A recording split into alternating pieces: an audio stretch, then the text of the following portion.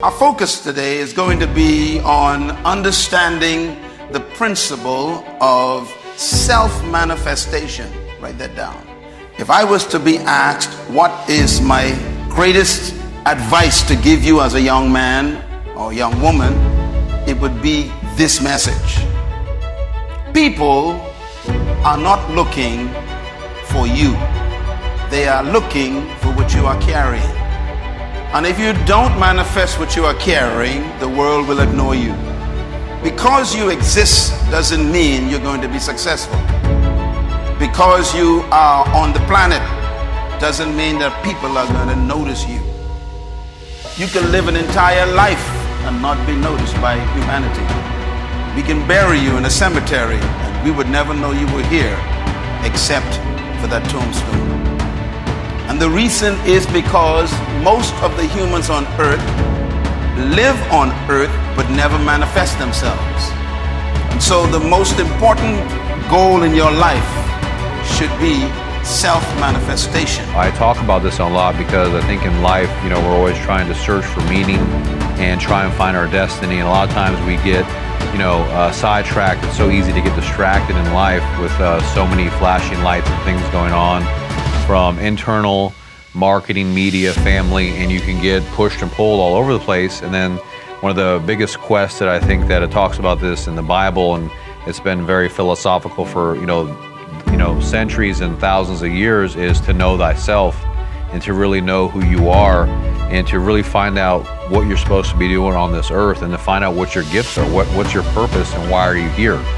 Because it's so easy to just go get a job to pay the bills, and that's what a lot of us succumb to because we have to meet the demands of our family and obligations. And so I think it's real important not just to focus on being successful, but seeing how you can add value and discovering what your gifts are. Because whenever we're under the most pressure, that's when our mind is actually the sharpest. And a lot of people, they try to avoid pressure.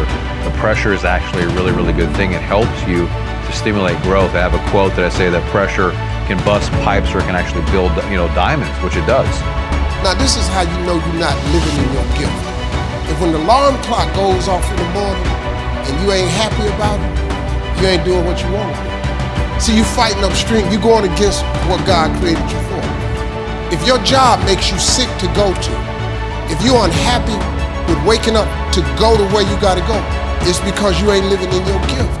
Some people are born to be teachers, caregivers, nurses, babysitters. Those are gifts. If you're living in your gift, you cool. It's just if you ain't. If you fry chicken better than everybody else, you should be somewhere frying chicken, man. If you do hair better than everybody else, you should be somewhere doing somebody's hair. Those are gifts. Telling jokes was a gift. They're just not just running, jumping. If you paint, you should be painting.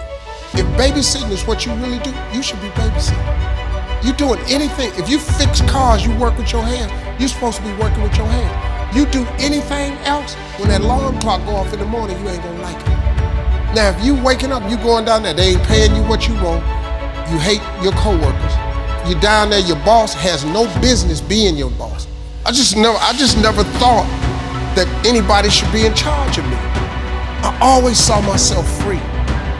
I just want to come to work. This is all I want to do. Bishop Jake said this.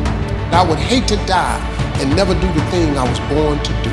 I think it's very important that in life, if you're trying to figure out what to do, what type of career path, what is it that you talk about? When you're with your friends on a Saturday night, what can you talk hours about? What is it that you love to engage in, effortlessly with a lot of passion that you can just keep going? What do people, your friends and your enemies, tell you that you're good at, right? Because, I have a son that wants to be a chef. All he talks about is making cakes, right? He loves to make cakes. He made my birthday cake. He makes cakes all the time for everyone in the family when it's their birthday. That's what he likes to do. He likes watching, Chop Jr. on the Food Network.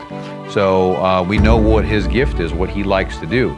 He's not chasing money. I was speaking at a school once. I was talking to the students. The principal was mortified with my message because I was telling the truth.